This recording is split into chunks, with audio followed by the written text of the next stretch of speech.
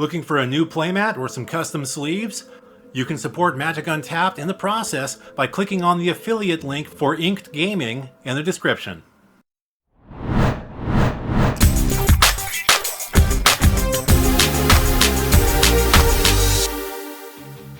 Conflux, the second set in the Alara block, released February 6, 2009.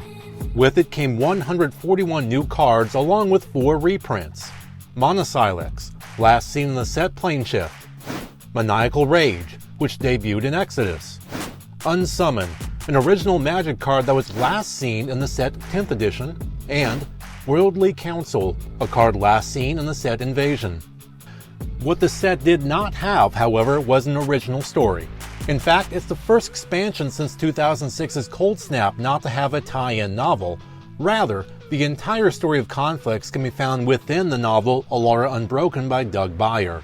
Instead, Wizards of the Coast released the spin-off novel Agents of Artifice by Ari Marmel, which had its own independent plot separate from the set itself. That's a different story altogether. Agents of Artifice, what we think of as a Planeswalker novel, focuses mostly just on the life of one Planeswalker character. Whereas Alara Unbroken, a block novel, details the events of a setting, in this case the world of Alara for the Shards of Alara block, the 3 sets of Shards of Alara block. And while it's not specific to Conflux specifically, here's a quick summary of what happens in Agents of Artifice. Well, let me tell you a little story. The Infinite Consortium is a shadow organization run by the Planeswalker Nicol Bolas that specializes in procuring powerful and unique items from various worlds. As such, it employs various Planeswalkers, including a rather ambitious one named Tezzeret, whose spark had only recently ignited. Tezzeret, however, is dissatisfied being in servitude to the Draconic Planeswalker. Power-hungry, he successfully attempts a coup d'etat, killing and replacing key members of the consortium that were loyal to Bolas, to those loyal instead to himself. Soon enough, he found himself the consortium's de facto leader, having silently usurped power and loyalty away from his master.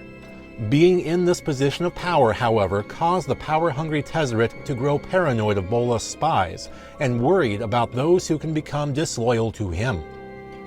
Tezzeret's agents get wind of a talented telepath on the plane of Ravnica, who is using his powers to blackmail the plane's rich and powerful.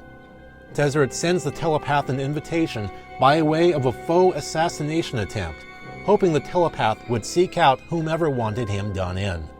The plan works, and Jace Beleren joins, being promised not just wealth, but the opportunity to hone his telepathic skills as well. Working for the shadowy consortium, however, has an impact on Jace, as he begins to regret his decision to join their ranks. In time, the relationship between Jace and Tezzeret becomes shaky at best. Eventually, Tezzeret finds himself being called to a meeting in a remote location with Bolas himself. Tezzeret brings Jace along, thinking that the telepath's abilities would shield him from Bolas' own. The plan, however, fails. Seeing Jace as unworthy and a waste of time, Tezzeret tortures him for his failure. Soon thereafter, Jace flees from the consortium and returns to Ravnica to lay low for a while.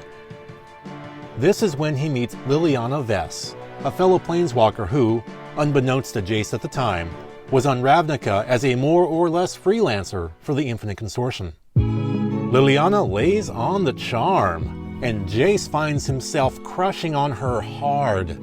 Despite finding that she kind of likes him too, Liliana conveys to Tezzeret's consortium Jace's location. Swiftly, agents catch up to and rough up the telepathic Planeswalker, who is left badly injured. Liliana then returns to him and tends to his wounds, both physical and mental. She talks of revenge, telling Jace that Tezzeret will only continue to harshly discipline him for his disobedience, preying on Jace's own desire to be rid of the consortium. The pair tap an unlikely resource, Nicol Bolas. Bolas gives them the location of Tezzeret's home base, which Liliana and Jace unwisely attack. In the end, Jace is captured and, once again, tortured as Tezzeret tries to control his mind and turn the telepath into little more than a controlled drone. As he experiments on Jace, Tezzeret makes clear his relationship to Liliana, who, this entire time, was acting under his orders. The betrayal Jace felt cut deep, and the telepath allowed himself to succumb to Tezzeret's schemes. Liliana, however, does indeed have real feelings for the telepath and attempts to rescue him. Once reaching him, she tries to explain her actions. Jace, who had promised while courting to never use his telepathy against her, believes her pleas. She busts the telepath out of Tezzeret's prison and, together, the two go on a rampage inside the Consortium leader's main base of operations. Tezzeret, of course, takes notice of the chaos and confronts the liberated telepath and his cohort.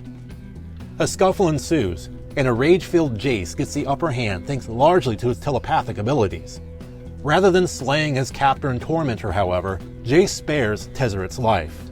His mind, however, was not so fortunate, as the telepath wipes clean from Tezzeret all knowledge of the Infinite Consortium and how to run it. Jace was finally free, looking for a new life. Liliana, however, leaves him yet again, as she has other business to attend to. Business with Nicol Bolas, with whom she had made a deal. Rid the Infinite Consortium of Tezzeret so that he can regain control of the organization, and he will help to free her of the pact she made with 4 demons to keep her forever young and powerful in the post-Mending multiverse. Bolas, meanwhile, reclaims the Consortium. He picks up the broken Tezzeret and brings him to his meditation plane, where he claims dominance over him once again and forces submission. And that about does it for Agents of Artifice. Like I said, the story had absolutely nothing to do with the plot of Conflux and the Alara block as a whole, aside, really, from Nicol Bolas playing a part in each, and Tezzeret getting a Planeswalker card in the block's previous set, Shards of Alara. Now let's talk a bit about Conflux in specific. Oh, goody. The set continues the multicolor heavy theme from Shards of Alara and expands upon it by adding 5 color cards, 5 in total. Child of Alara, Conflux, Fusion Elemental, Maelstrom Archangel, and Progenitus. The set also saw the return of the character Nicol Bolas in card form, courtesy of Nicol Bolas Planeswalker. This was the first time Bolas had ever been printed as a Planeswalker, and the first new Nicol Bolas to be printed since the original Nicol Bolas card from Legends, not counting a handful of reprints over the years. The set was sold by way of not just conventional booster packs, the Fat Pack Bundle, and pre-constructed decks, but also a new 6-card booster packs that were sold at retail in these cardboard gravity feed boxes. Sold for $1.99 per pack, each 6-card pack contained 1 token or tip card, 1 land, 3 commons, 1 uncommon, and 1 rare or mythic rare. I just think they're neat. In terms of mechanics, Conflux carried over each of the shard-specific keywords from the previous set, but added 1 more, Domain, which had debuted in the Invasion block as a non-keyworded ability. Conflux was also the first time the phrase, quote, protection from everything, unquote, was actually used on a card, thanks to the aforementioned Progenitus. Well, isn't that convenient? Conflux features 8 cycles, including, among others, enemy-colored hosers. Oh, Rick, our show, you hoser. Such as Celestial Purge, which, for a rather low mana cost, can hamper the respective enemy colors. Outlanders, which are 2/2 allied colored creatures that each have protection from their enemy color, such as Nactal Outlander having protection from blue, which is an enemy 2 colors green and red, and shard-colored rare creatures, each of which contain the colors of each of Alara's 5 shards in its casting cost, such as the Esper-colored white, blue, black creature Magister Sphinx. And Conflux, despite not being considered an especially high-powered set, does still have some cards of note worth calling out, starting with Ancient Ziggurat, a land that can create 1 of any color of mana, but only for creature spells. Font of Mythos, a card often found in Turbo Fog decks. Knight of the Reliquary, which was heavily played in Standard at the time, and still sees competitive play today in Modern and Legacy mid-range decks.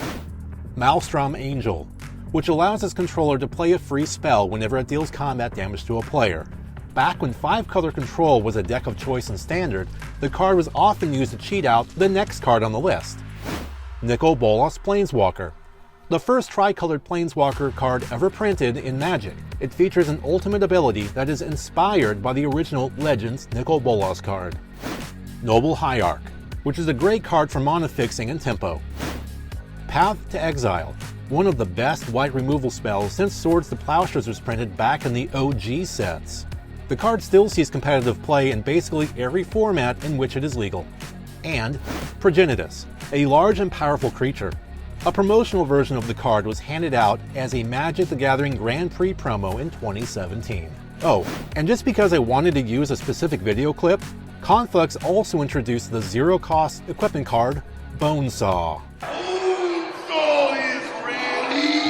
As for the set's promos, players at Conflux's pre-release were treated to a foil promo of the Demon Dragon Malfagor, while the set's release promo was an Obelisk of Alara, an artifact with 5 different abilities, one for each color in Magic. Which to me seems excessive. So is Conflux among your favorite Magic the Gathering sets? Love it or hate it? Tell us your thoughts in the comments section below. And please support Magic Untapped by subscribing and tossing a buck in our Patreon tip jar. Thank you so much for watching.